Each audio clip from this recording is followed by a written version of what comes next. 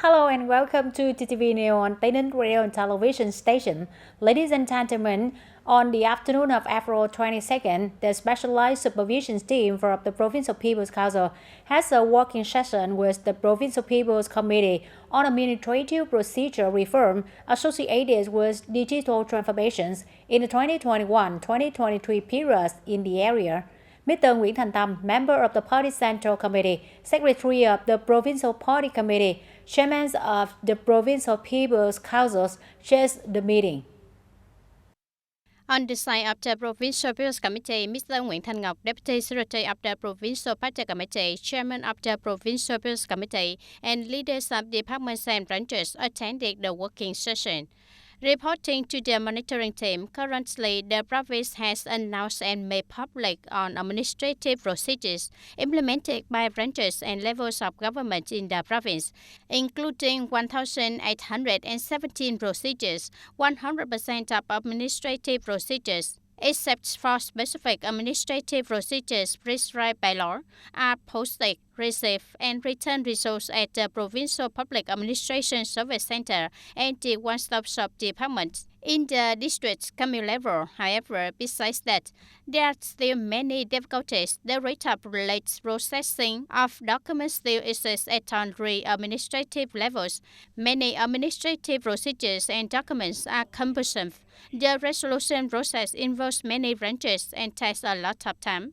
The Provincial People's Committee has proposed four groups of solutions to effectively implement the project on improving scores and enhancing ranking position for the province administrative indicators.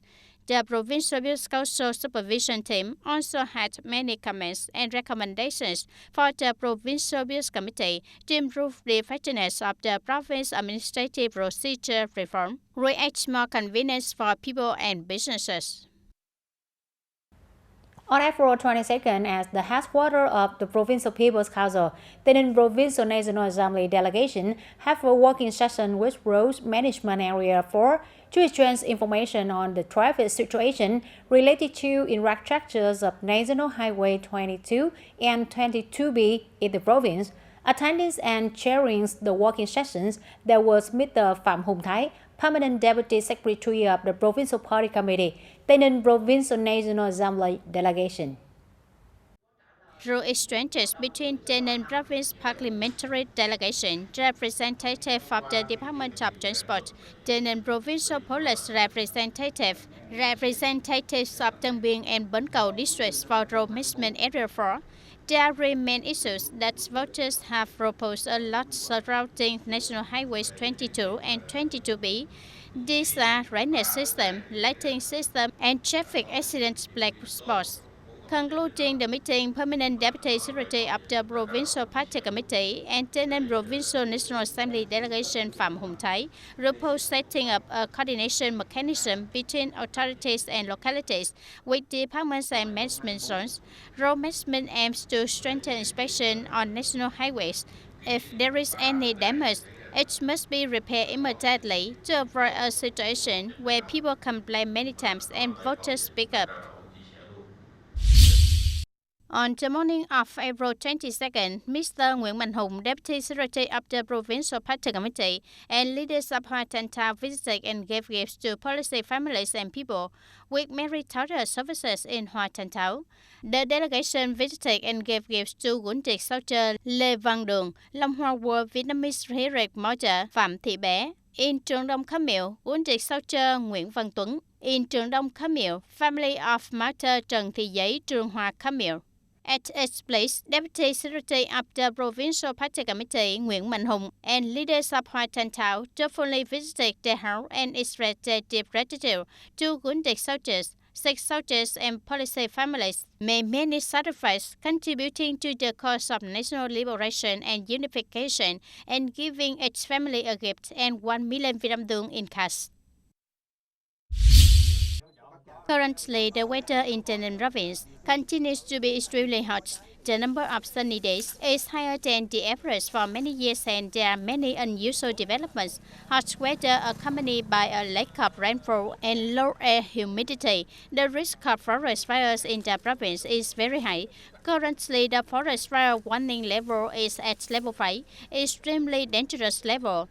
According to the direction of the Provincial Business Committee, Department of Agriculture and Rural Development, Provincial Police, Provincial Military Command, Provincial Border Command, and localities, forest owner units need to strengthen inspection and review forest fire prevention and fighting plans to ensure they are close to reality, rightly arrange forces, vehicles, supplies, and funds to well implement their on-the-spot motto, assign 24-hour duty forces at scare posts, forest gates, fire watch towers, and surveillance camera posts to detect forest fires early, closely monitor people and vehicles entering and exiting in flammable key forests to fire during peak heat periods, early detection of forest fires, mobilization of forces to promptly extinguish fires, preventing large fires from occurring, strictly implement the reporting regime, ensuring completeness, accuracy, and timeliness to serve the timely and effective direction, administration, and organization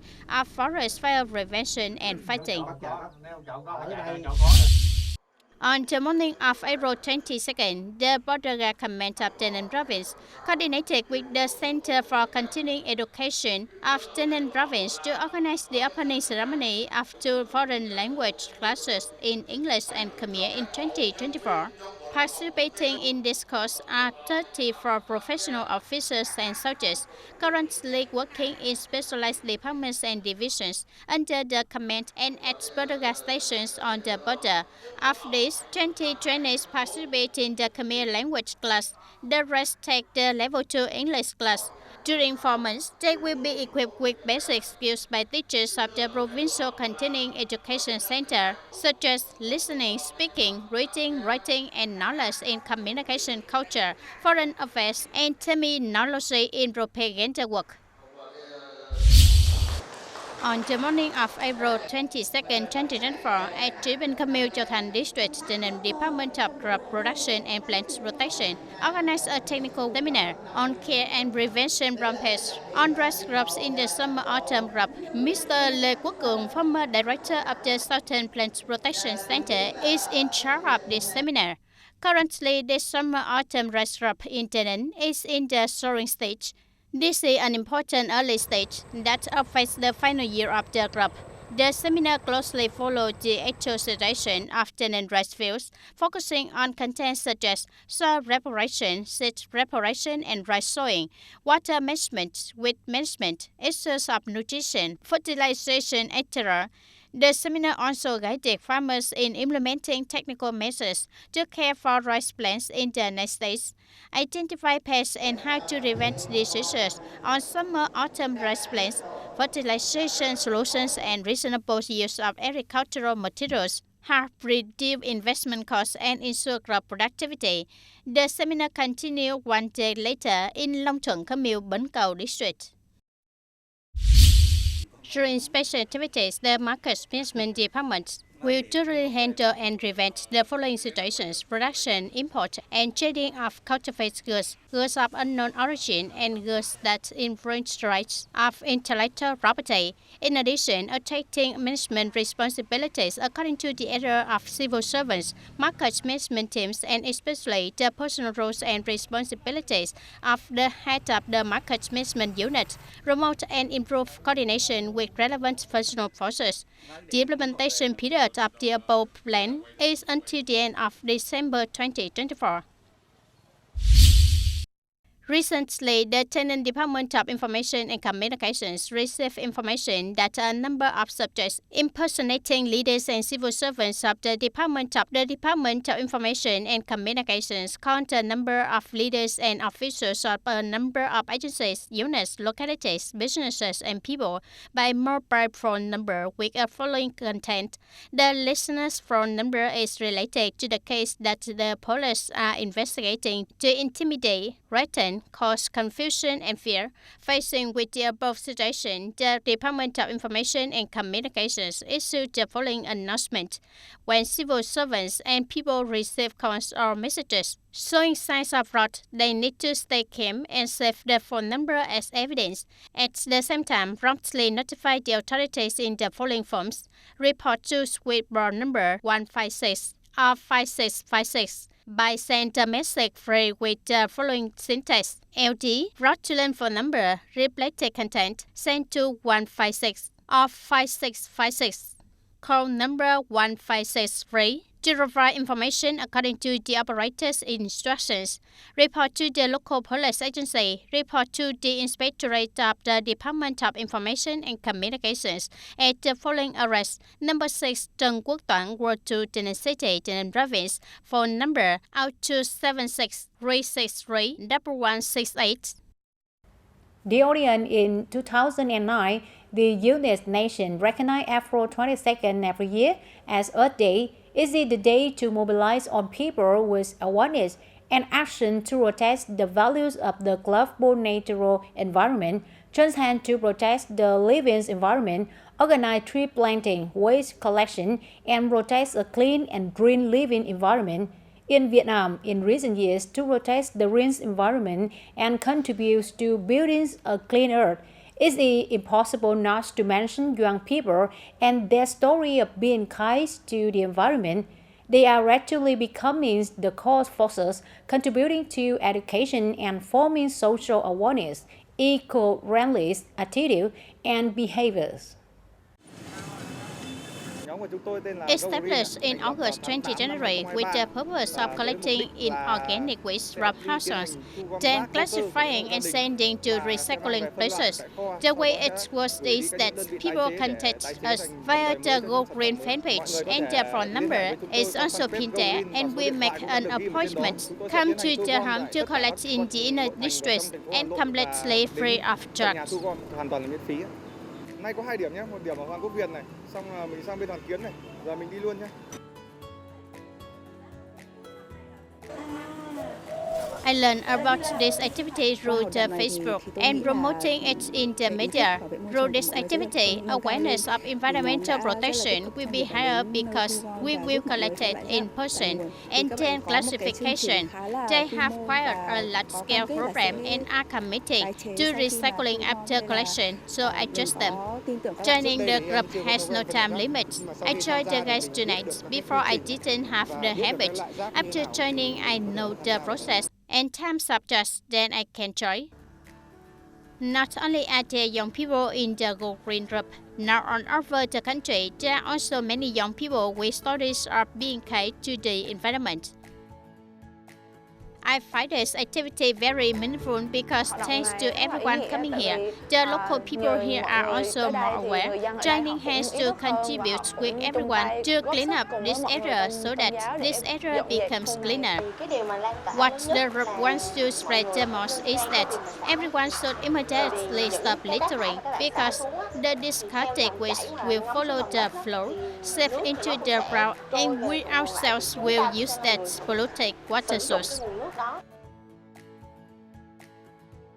With their enthusiasm and energy, young people are a force of innovation and action. Their good ways and creative models have contributed to spreading positive energy and love for the environment, directing people towards a green Vietnam, a green earth. Since ancient time, in the culture, belief, and life of indigenous ethnic minorities in the Central Highlands in general, and in Condom in particular, brown houses have been indispensable. Due to difficulties in management, lack of construction materials, the traditional brown houses is rapidly disappearing. Currently, functional agencies of Condom province are coordinating with localities and people to rebuild traditional brown houses, contributing to preserving and promoting the original values of ethnic minorities in Central Highlands. Considering community tourist village, Jagrowa Camille Quantum City has more 190 households of the Bana ethnic minority. The traditional rong house located in the middle of the village is considered the soul of the village, a place to organize major cultural events. However, due to time, the rong house was damaged. Therefore, in early 2024, people in the village worked together to repair the rong house. The village elders held the village meeting, divide the groups among the people. Each family has to go looking for trees, bamboo, till, and dead grass to make. Without those things, you can't do it. Everyone must gather. Bana ethnic people gather at the communal house for major food festivals, such as rice cutting and road construction. According to statistics from the Department of Culture, Sports and Tourism of Kontum Province, up to now, out of a total of 503 ethnic minority villages on site, there are 479 community communal houses and state houses. Among them, 221 houses use traditional materials to build such as wood, bamboo, thatch roof, etc. Traditional rong house not only has the meaning of preserving the traditions of indigenous ethnic minorities, but is also an ideal destination for visitors to learn about.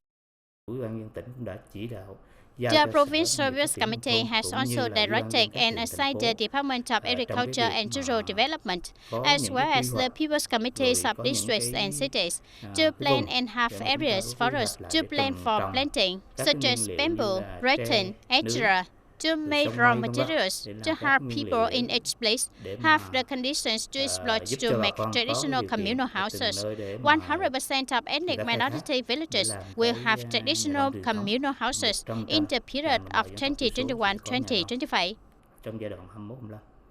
Consider the heart of the village, a place to preserve the traditional cultural values of the indigenous ethnic minority community. Preserving, building, and promoting the value of the traditional communal house is a very necessary in the current context of international integration.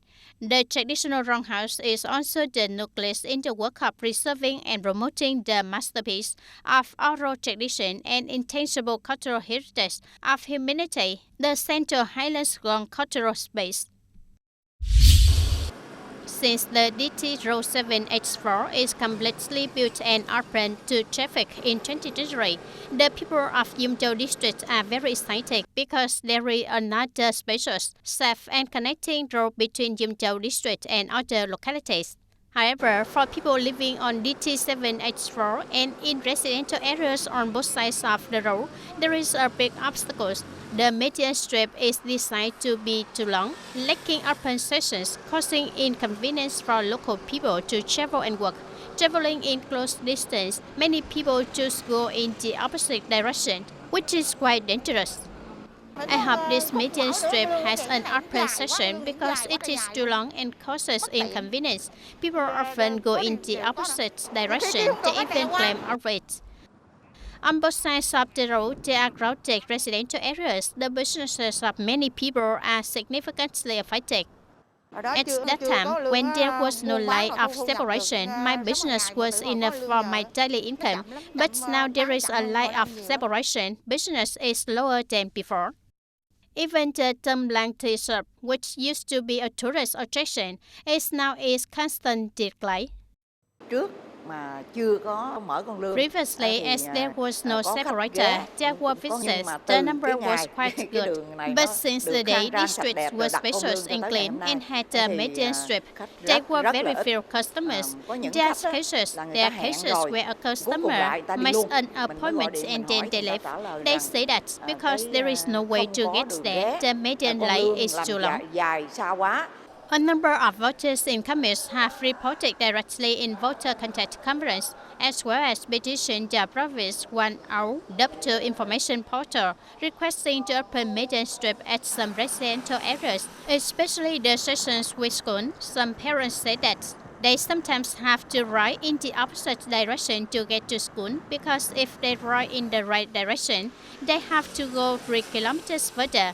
The Department of Transport has requested the Traffic Sector Project Management Board to coordinate with local authorities to survey the actual scenes and determine that, to ensure traffic safety, they will not arrange to open the median strip disposition.